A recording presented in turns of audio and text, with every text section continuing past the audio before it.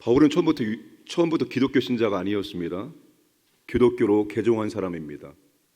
바울이 기독교로 개종하기 전에 어떤 종교를 믿었습니까? 유대교 신자였습니다. 바울이 유대교 신자로 살아갈 때 율법에 대해서 어떠한 삶을 살았습니까? 바울은 철저한 율법주의자였습니다. 어떠한 사람과 비교해도 두 번째 가라고 하면 서러울 정도로 철저하게 율법 중심의 삶을 살았습니다.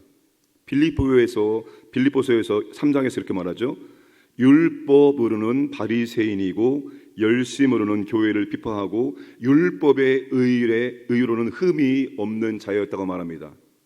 갈라디아서 1장에서는 내가 여러 영갑자들보다도 지나치게 믿어 내 조상의 유전에 대하여 더욱 열심히 있었다고 말합니다. 자, 보세요. 바울이 철저히 율법주의자였는데 그럼 바울의 삶에 기쁨, 행복, 만족, 즐거움이 있었을까요?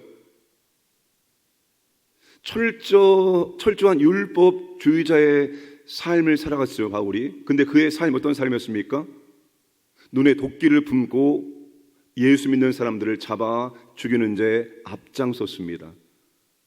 심지어 자기 나라 안에 있는 사람들을 부족해서 국경을 넘어서 다메섹까지 가서 예수 믿는 사람들을 잡아 오려고 했습니다. 예나 지금이나 국경을 넘어가는 것은 쉬운 일이 아니죠. 저희도 성지순례에서 그리스에서 터키로 버스를 타고 국경을 넘어갔습니다. 하나님의 은혜 가운데 감사하게 저희는 1시간 만에 통과했는데 어떤 날은 3시간이, 어떤 날은 그 이상이 걸릴지도 모른다고 하였습니다. 근데 여러분, 바울이 그렇게 철저히 율법주의의 삶을 살았는데 그의 기쁨, 행복, 사랑이 넘친 것이 아니라 오히려 눈에 살기가 등등하여 예수 믿는 사람들을 잡아 죽이는데 앞장서는 삶을 살았다는 겁니다. 너무나 아이러니하지 않습니까? 아니, 율법을 철저히 지켰는데 율법의 정신이 사랑 아닙니까? 사랑이 풍성하게 나타나는 것이 아니라 오히려 살기 등등하여 예수 믿는 사람들 잡아 죽이는데 앞장섰다는 겁니다. 그럼 바울의 삶에 진정한 기쁨, 즐거움, 만족, 사랑이 있었을까요? 없었습니다. 바울의 삶에서 여러분 그런 것을 따뜻함이라든지 평안, 자비 이런 것들을 용서를 찾아볼 수가 없었다는 것입니다. 그런데 바울이 회심했습니다. 바울이 회심해서 성령의 조명 아래 율법이 무엇인지를 비로소 알게 된 겁니다. 율법의 역할, 율법의 한계, 율법의 목적을 분명하게 깨닫게 되어진 것입니다. 그런데 지금 자기 동족 유대인들 중에서도 예수 믿는 사람들이 있었죠. 유대인 그리스도인들. 이 유대인 그리스도인들이 마치 자기가 과거 회심하기 전에 율법에 매여 살았던 삶을 살고 있는 거예요. 여전히 율법에서 자유하지 못하는 삶을 살고 있는 겁니다. 바울이 너무나 안타까웠습니다. 그래서 바울이 로마서에서 율법이 무엇인지 아주 심도 있게 다루고 있는 것입니다. 오늘 7장이 바로 그 부분입니다. 자, 7장 1절 말씀 보겠습니다. 형제들아, 내가 법 아는 자들에게 말하노니 너희는 그 법이 사람이 살 동안만 그를 주관하는 줄 알지 못하느냐.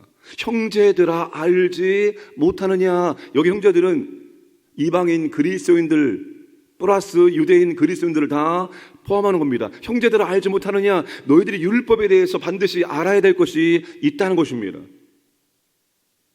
그것은 그 법이 사람이 사는 동안만 주관한다는 것입니다. 사람이 사는 동안만, 사람이 살아있는 동안만 율법이 그를 지배하고 그를 주관한다는 의미입니다. 그렇다면 율법에서 벗어날 때도 있다는 것입니다. 바울이 이 두 가지, 사람이 살아있는 동안에 율법의 주관 아래 율법의 지배를 받는다, 그러나 율법에서 벗어날 때도 있다, 이 두 가지를 가르치기 위해서 그 당시 혼인 관계를 비유를 통해서 설명해 주고 있습니다. 여러분, 그 당시는 철저히 남성 중심의 사회였습니다. 그래서 한 여인이 남자로부터 해방되는 때는 언제일까요? 물론 그 당시에도 허용되는 이혼이 있었습니다. 그러나 지금처럼 이혼은 일반적이지 않았습니다. 이런 상황에서 여인이 남편을 떠날 수 있는 것은 남편이 죽었을 때입니다. 남편이 죽지 않았을 때 만약에 다른 남자로 가면 가능한 겁니다. 혼인법에 매여 있기 때문입니다. 근데 남편이 죽었을 때 다른 남자로 가서 재혼하는 것은 전혀 문제가 되지 않는 것입니다. 정리하면 여인이 혼인법에 의해서 남편이 살아 있을 때는 다른 남자에게 절대로 갈 수 없었습니다. 혼인법에 철저하게 매여 있었기 때문입니다. 그러나 남편이 죽으면 더 이상 혼인법이 그를 구속할 수 없죠. 혼인법에서 자유케 되어지기 때문에 내가 좋아하는 사람에게 얼마든지 가서 재혼할 수 있다는 것입니다. 바울이 혼인법을 통해서 말하고자 하는 것은 율법에서, 이 율법의 지배에서 벗어날 수 있는 길이 있다는 것입니다. 율법의 지배, 율법의 힘에서 해방될 수 있을 때가 있다는 것입니다. 그것을 4절 이하에서 설명합니다. 4절 6절입니다. 그러므로 내 형제들아 너희도 그리스도의 몸으로 말미암아 율법에 대하여 죽임을 당하였으니 6절 이제는 우리가 얽매였던 것에 대하여 죽었으므로 율법에서 벗어났으니 율법에서 해방되는 길은 우리가 죽는 것입니다. 우리가 죽어야 하지만 율법의 지배에서 자유할 수 있고 해방될 수 있습니다. 죽으면 율법과의 관계는 자동적으로 끊어지기 때문입니다. 근데 여러분 4절 6절에서 이미 우리가 죽었다고 말합니다. 저와 여러분 죽었습니다. 저와 여러분도 율법에 대해서 이미 죽은 사람들입니다. 4절에서 죽었다라고 분명하게 말씀하고 있기 때문입니다. 우리가 어떻게 죽었습니까? 우리가 어떻게 죽었어요? 진짜 죽었어요? 그리스도의 몸으로 말미암아 된 것이다 라고 설명합니다. 다시 말해서 우리를 위해서 죽으시고 다시 살아나신 그리스도의 몸에 연합됨으로 이런 일들이 일어나게 되었다는 것입니다. 즉 그리스도와 새로운 관계를 맺으면 율법에 대해서 죽은 것이 된다는 것입니다. 여러분, 그리스도와 새로운 관계를 맺은 사람들은, 그리스도와 연합한 사람들은 율법에 대해서 죽은 것이고 율법에 대해서 해방된 것입니다. 여러분, 율법에 대해서 해방되었다는 것은 무엇인가 하면 이제는 율법을 더 이상 하라 하지 말라 계명 차원에서, 문자 차원에서 지키는 것이 아니라는 것입니다.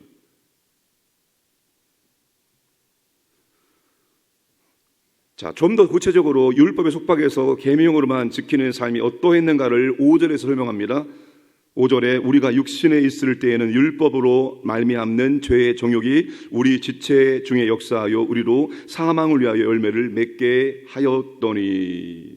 자, 율법에 대하여 죽기 전, 그리스도와 연합하기 전, 그리스도와 새로운 관계를 맺기 전, 그때 우리는 죄의 정욕이 우리 지체 가운데 역사했다는 것입니다.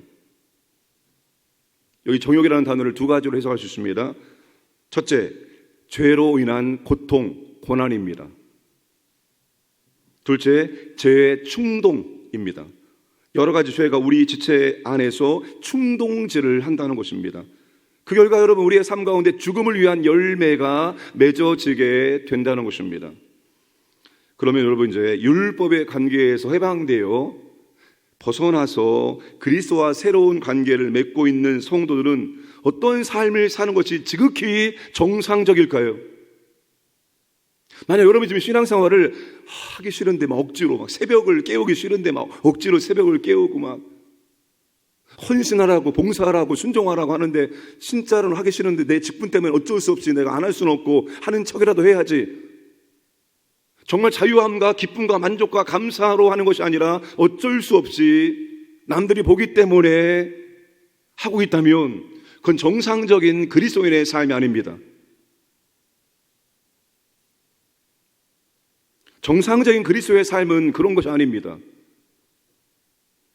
정상적인 그리스도인의 삶, 정상적인 신앙생활의 모습이 어떠한지를 바울이 말합니다. 4절 이하에서 말입니다. 이는 다른 이 곧 죽은 자 가운데서 살아나신 이에게 가서 우리가 하나님을 위하여 열매를 맺게 하려 함이라. 우리가 하나님을 위하여 열매를 맺게 하려 함이라. 그리스도와 새로운 관계를 맺는 사람들의 삶의 목적입니다. 6절에서 조금 구체적으로 설명합니다. 이러므로 우리가 영의 새로운 것으로 섬길 것이요 율법의 조문에 묵은 것으로 아니할지니라. 여러분, 우리가 율법 안에 있을 때, 율법에서 벗어나지 못했을 때는 우리가 이 율법 조항 하나하나를 계명을 막 억지로 막 순종하려고 애를 쓸 수밖에 없었습니다. 내 힘으로 내 의지로 한번 해보려고 할 수밖에 없었습니다. 그런데 여러분, 율법에 대해 죽고 그리스도와 새로운 관계를 맺은, 그리스도와 연합한 그리스도인들은 이제 그런 식으로 말씀에 순종하지 않습니다. 어떻게 말입니까? 영의 새로운 것으로 섬길 것이요 영의 새로운 것으로 섬길 것이요. 하나님을 위하여 열매를 맺는 삶은 영의 새로운 것으로 섬김으로 열매가 맺어지게 된다는 것입니다. 단순히 율법을 문자적으로 지키는 그런 삶이 아니라 내가 이렇게 살아야지, 내가 이렇게 해야지, 이런 의무감에 사는 것이 아니라 성령의 새로운 것, 새롭게 하신 것, 새로운 진리, 새로운 말씀, 새로운 존재로서 섬기는 사역을 감당하게 된다는 것입니다. 그러니까 성령을 통하여 주시는 그리스도에 대한 영적 진리, 말씀을 가지고 기쁨으로, 사랑으로, 감사함으로 섬기게 되어진다는 겁니다. 여러분, 우리가 정상적인 그리스도인의 삶이라는 것은, 우리가 하나님을 위해 사는 것이라는 것은 억지로 어쩔 수 없이 하는 것이 아니라 정말로 감사함으로, 기쁨으로, 사랑으로 하는 것이 되어야 된다는 것입니다. 여러분, 이 말에 영의 새로운 곳으로 섬길지니라, 하나님을 위하여 열매를 맺는다, 이 말의 의미를 여러분 조금 더 우리가 이해할 수 있도록 이렇게 설명하면 여러분이 이해를 하기 좋을 것입니다. 어떤 사람이 자기를 억압하고 힘들게 만들었던 사람에게서 벗어나서 정말 자기를 진심으로 사랑하고 자기를 진심으로 사랑해주는 사람에게로 갔습니다. 그런 새로운 삶을 살게 되었다고 생각해 보셨어요? 진짜 나를 끔찍히도 사랑해주는 사람에게 간 거예요, 내가. 그러면 이제 그 사람과 새로운 관계를 맺는 삶을 살아가야 되는데, 여러분, 나를 끔찍히 사랑해주는 사람에 대해서 내가 어떻게 할까요? 어쩔 수 없이, 억지로. 저 사람이 저렇게 해주니까 나도 하는 척은 해야 되겠지, 이런 마음 하는 것이 아니죠. 저 사람이 나를 진심으로 사랑해주기 때문에 나도 정말 너무나 감사하고 고맙고 기쁘고, 나도 사랑함으로 말미암아서 이 사람에게 대해서 최선을 다해서 하려고 노력할 것입니다. 이게 정상적인 신앙생활입니다. 하나님이 나 같은 존재를 구원해 주시고, 하나님이 나를 자녀 삼아 주시고, 내게 은혜와 사랑을 베풀어 주시고, 나를 전 우주에서 하나밖에 없는 사람처럼 끔찍히 사랑해 준다는 사실을 깨달은 사람은 하나님을 향하여서 어쩔 수 없이 억지로 하는 것이 아니라 정말 기쁨으로, 감사함으로, 사랑으로, 행복함으로 하나님께 섬긴다는 겁니다. 하나님을 위한 선한 열매를 맺기 위해서 섬김을 해 나간다는 겁니다. 그러니까 지금 신앙생활이 재미없고 부담스럽고 하기 싫은데 보는 눈이 있고 어쩔 수 없이 그냥 심에 벽어서 하고 있다면 무엇을 점검해야 됩니까? 하나님과의 관계, 주님과의 관계를 점검해야 됩니다. 그리고 내가 정말로 하나님, 주님이 내게 보신 은혜와 사랑에 대해서 정말 감사하고 감동하고 감격하고 있는지를 점검해야 됩니다. 이게 없으면 신앙생활은 짐입니다. 부담입니다. 이제 직분도 있고 이제 보는 눈도 있고 이렇게 안 할 수는 없고 하기는 힘들고 하고 싶지 않고 이렇게 되어지는 겁니다. 여러분, 우리가 정말 항상 하나님과의 관계 속에서, 그래서 신앙의 첫 번째가 하나님과의 관계입니다. 하나님과 관계가 올바로 되지 않은 상태에서 뭔가를 하려고 하는 것은, 뭘 하라고 하는 것은 부담이고 짐입니다. 근데 하나님과의 관계 속에서 내가 하나님의 은혜와 사랑을 이렇게 많이 받은 존재이지, 나 같은 사람, 저 지옥에 들어가서 정말로 고통당할 수밖에 없는 내 영혼을 하나님이 그리스도를 통해서 구원해 주시고 아무런 조건 보지 않고 구원하셔서 나를 자녀 삼아 주시고 내게 직분 주시고 내게 섬기시는 교회를 주신 하나님, 끊임없이 나를 사랑하시는 아버지 하나님, 나를 인도하시는 아버지 하나님, 내게 은혜를 주신 아버지 하나님, 그분과의 진심으로 사랑의 관계, 감동의 관계, 감격의 관계 속에 있을 때 우리는 그분을 위해서 기쁨으로, 감사함으로 사랑을 할 수 있습니다. 아니, 그렇게 나를 사랑해 주신 분이 나한테 이걸 하라고 하면 억지로 합니까? 어쩔 수 없이 합니까? 그분이 나를 사랑해 준 만큼 할 수 없을지라도 나는 그분의 사랑에 감동, 감격해서 나도 사랑으로 그 일을 하려고 하게 되어지는 겁니다. 그리고 그것을 내 스스로 하는 것이 아니라 성령께서 내게 힘과 능력을 주심으로 하면서 우리는 하나님을 위한 열매를 맺기 위한 삶을 살아갈 수 있다는 사실입니다. 그 신앙에 기쁨이 없으면 뭔가 잘못된 거예요. 신앙에 감사가 없으면 뭔가 잘못된 거예요. 지금 신앙에 감격 없으면 뭔가 잘못된 겁니다. 우리의 신앙은 기쁨, 감격, 사랑이라는 것이 있어야 됩니다. 그 안에서 우리는 하나님의 나라와 영광을 위해서 하나님을 위해서 뭔가 하고 있어야 되는 것입니다. 그 바울이 로마서 12장 1절에서 형제들에게 권면하잖아요.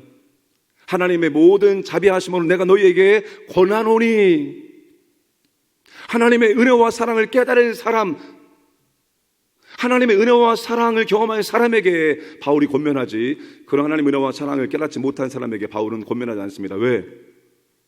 내가 하나님께 은혜와 사랑을 받고 있다는 것을 깨닫지 못하는 사람들은 하나님을 위해서 자신을 헌신할 수 없어요. 죽어도 못합니다. 왜? 내가 하나님께 사랑과 은혜를 받고 있다는 것을 못 느끼는데 어떻게 하나님을 위해서 내 시간과 물질을, 에너지를 드릴 수 있습니까? 하나님의 사랑과 은혜를 깨달은 사람만이 내가 오늘도 하나님의 사랑과 은혜 가운데 살고 있지, 그분의 은혜 아니면 내가 살 수 없는 존재이지, 그분의 은혜와 사랑 때문에 나는 살고 있어, 이 감격과 이 사랑 속에 있는 사람이 바로 하나님을 위해서 기쁨으로, 감사함으로, 사랑으로 감당할 수 있다는 겁니다. 바울이 지금 로마서 7장 1절에서 6절까지 그 말씀을 해주고 있는 것입니다. 계명 차원에서 문자적으로 어쩔 수 없이 말씀을 지키는 삶이 아니라 거기에 해방시켜 주신 그 하나님의 사랑과 주님의 은혜에 감사함으로 말미암아서 성령의 새로운 것으로 섬기는 그런 삶을 살아가야 한다. 이것을 우리에게 말씀해 주고 있습니다. 정상적인 그리스도인의 삶은 하나님의 사랑에 감동, 감격, 우리도 사랑으로, 감사함으로, 기쁨으로 무엇인가 해 나가야 된다는 사실입니다. 여러분, 그렇게 신앙생활 하시기를 주님의 이름으로 축복합니다. 감사하신 아버지 하나님, 바울은 하나님께 감사해야 된다, 하나님을 진심으로 사랑해야 된다. 왜냐하면 그분이 우리에게 너무나 큰 은혜와 사랑을 베푸셨고 지금도 베풀고 있기 때문입니다. 계명을, 율법을 계명 차원에서 어쩔 수 없이 지키는 것이 아니라 이제는 그리스도와 연합해 싸우니 새로운 신분을 받아 싸우니 하나님의 은혜와 사랑에 감격, 감동해서 우리도 사랑으로 섬겨야 할 것이며, 특별히 내 힘과 의지로 하는 것이 아니라 성령의 새로운 것, 성령의 새롭게 하신 것, 성령의 도우심과 은혜로 말미암아서 기쁨과 감사함으로 섬길 것입니다. 그때 우리의 신앙생활은 기쁨과 즐거움과 만족과 행복이 있을 것입니다. 아버지 하나님, 하나님의 은혜와 사랑이 날마다 감사, 감동, 감격할 수 있도록 은혜를 베풀어 주셔서 오늘 또 하나님을 위해서 열매 맺는 삶을 살아갈 수 있도록 인도해 주시고, 성령님을 의지함으로 성령님의 인도, 성령님의 공급하심, 역사로 감당할 수 있도록 은혜를 베풀어 주옵소서. 이 나라 이 민족 하나님 아버지 특별히 보호해 주시고, 특별히 아버지 하나님 또 한국교회를 보호해 주시기를 원하옵나이다. 교회의 사명을 잘 감당할 수 있도록 역사하여 주옵소서. 오늘도 광인의 모든 가족들, 직장, 사업장, 가정, 자녀들, 물질 모든 것들을 지켜주시고 보호해 주시고 하나님의 은혜를, 하나님의 사랑을 깨닫고 오늘도 감사하며 찬양하는 삶을 살아갈 수 있도록 인도하여 주옵소서. 새벽을 깨우는 주님의 자녀들이 이 새벽을 깨우는 것이 기쁨이요 즐거움 될 수 있도록 역사해 주시고, 우리를 기다리시는 하나님께 나아가 하나님과 대화함으로 우리의 마음속에 감사, 기쁨이 충만할 수 있도록 역사하여 주옵소서. 감사드리며 예수님의 이름으로 기도드리옵나이다. 아멘.